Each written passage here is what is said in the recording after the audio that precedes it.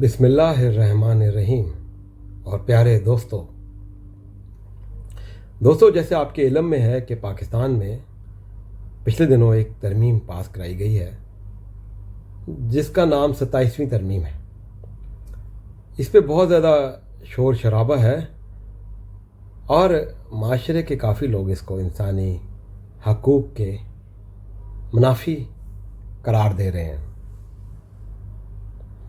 तो दोस्तों, इस तरमीम में वैसे तो बहुत सी चीज़ें हैं, लेकिन दो मेन एस्पेक्ट को हम डिस्कस करना चाहेंगे, जिसमें से एक आज हम डिस्कस करते हैं जो कि बहुत अहम है और मैं ये समझता हूँ कि उसको हमें नरेट करना चाहिए। वो है ताहयात इस्तश्ना, लाइफ टाइम इम्यूनिटी।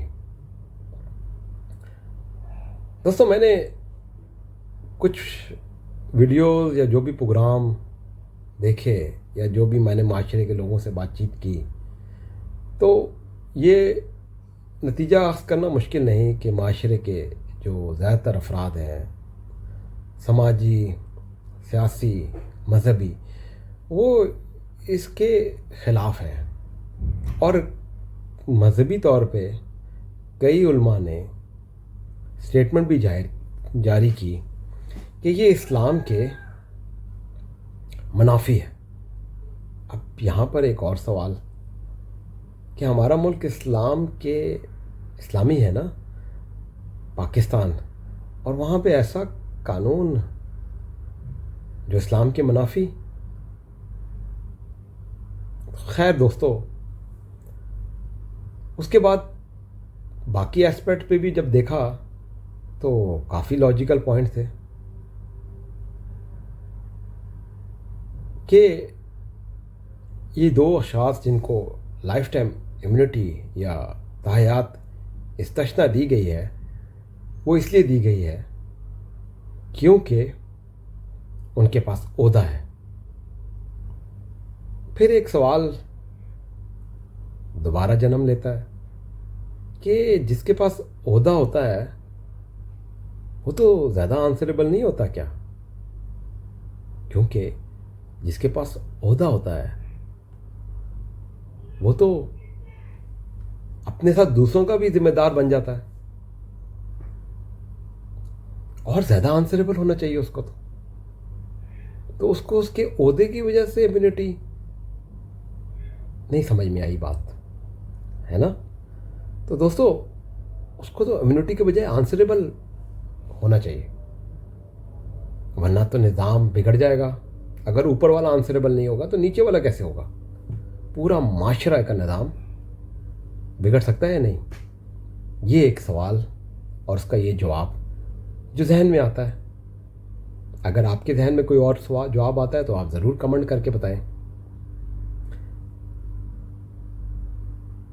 उलमा कराम ने इसको इस्लाम के मुनाफी करार दिया। जब मैंने इसको देखा तारीख़ में तो वाकई इस्लाम में तो अंबिया को भी इम्यूनिटी हासिल नहीं। हज़रत यूनुस अलैहिस्सलाम को मछली के पेट में रहना पड़ा बिकॉज़ अपनी गलती की वजह से, और उनको भी इम्यूनिटी हासिल नहीं थी। इसके अलावा किसी भी नबी को, यहाँ तक कि नबी अकरम सल्लल्लाहु अलैहि वसल्लम ने कहा कि अगर मेरी बेटी फातिमा भी चोरी करेगी तो उसके भी हाथ काटे जाएंगे। फिर ये कायनात की बेस अल्लाह ने बनाई हक और बातिल के दरमियान, कि जो लोग दुनिया में हैं, जो अच्छे कर्म करेंगे उनको अच्छा जज़ा मिलेगी और जो बुरे काम करेंगे उनको सज़ा मिलेगी। तो दोस्तों, ये बड़े सवालात हैं और बड़े लॉजिकल सवालात हैं कि लाइफ टाइम इम्यूनिटी क्या। फिर ये सोचता हूँ कि लाइफ टाइम इम्यूनिटी मतलब for what? If you get lifetime immunity you are total immune? Is it possible? बल्कि आपके अंदर तो और ज़्यादा खौफ है, क्योंकि देखो, अगर जिस बंदे ने गलत काम नहीं करना उसको ये इम्यूनिटी नहीं चाहिए lifetime. Because he is according to the law, according to the, उसको पता है कि सही गलत पे मैंने चलना है। उसके बाद दोस्तों इसमें ये भी देखें आप कि इम्यूनिटी किस चीज़ को, स्ट्रक्चर को, इस बॉडी को, इस फॉर्म को जो आपकी है ही नहीं,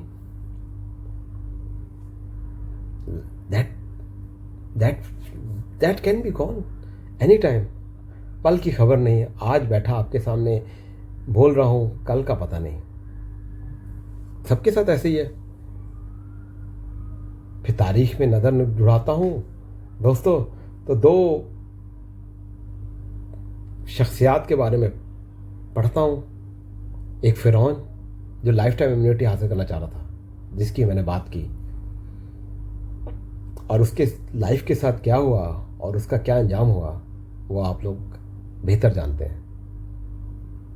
और दूसरी तरफ 2500-2600 साल पहले बुद्धा के बारे में पढ़ा, जिसके पास भी लाइफ टाइम इम्यूनिटी थी। वो भी एक बादशाह का बेटा था, एक बहुत बड़ी सल्तनत में शहजादा था, शहजादों की तरफ पला, लेकिन उसने उस इम्यूनिटी से भी बड़ी इम्यूनिटी हासिल करने की कोशिश की। जो दोस्तों मैं चाहूँगा कि ये अशख़ास जो लाइफ टाइम इम्यूनिटी जिनको मिली है, और वो मैं और आप सब उस इम्यूनिटी को हासिल करें जो कहलाती है स्पिरिचुअल इम्यूनिटी, जो कि बुद्धा ने हासिल की, इनलाइटन हुआ, और आज काफ़ी लोगों के लिए गाइडलाइन है। जब इंसान अपने आप को प्यूरिफाइड कर देता है, जब इंसान सुकून हासिल करता है, इंसान का मेन अल्टीमेट गोल सुकून ही तो है। हर चीज़ को हासिल करने के बाद वो आपको स्पिरिचुअल इम्यूनिटी से मिलती है। जब आपके खदशात, आपके खौफ मिनिमाइज हो जाते हैं। और दोस्तों अगर आप किसी ओहदे पे हैं या कोई आपका मकसद है माशरे के लिए, तो स्पिरिचुअल इम्यूनिटी तो बहुत ज़रूरी है, क्योंकि वो आपको उस गाइडलाइन की तरफ पहुंचाती है और आपकी रहनुमाई करती है और आपको हेल्प करती है, जिससे आप माशरे में उस मकसद को हासिल कर सकते हैं जो कि बेहतरीन और अच्छा मकसद होता है। तो दोस्तों मेरा तो मशवरा यही है इन अशख़ास को भी और आपको भी और अपने आप को भी, कि लाइफ टाइम इम्यूनिटी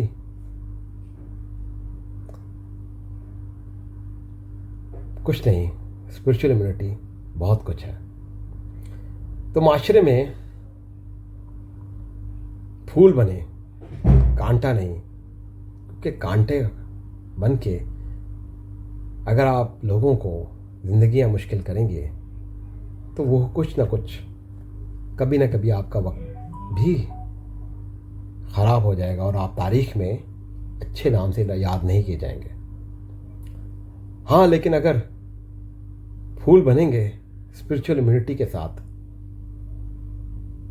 तो आज 2500 साल पहले अगर बुद्धा लाइफ टाइम इम्यूनिटी की तरफ जाता तो आज मुझे उसका नाम याद ना होता, लेकिन स्पिरिचुअल इम्यूनिटी की वजह से वो फूल बना और हम और आप भी वो फूल बने जो कि दूसरे लोगों के लिए आसानियां पैदा करें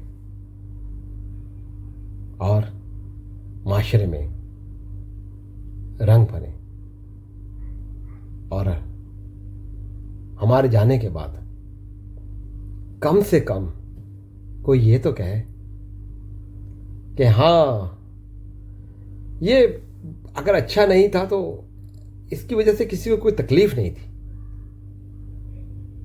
तो कम से कम उस किस्म की स्पिरिट को, अपनी सोल को प्यूरिफाइड करने की कोशिश करें।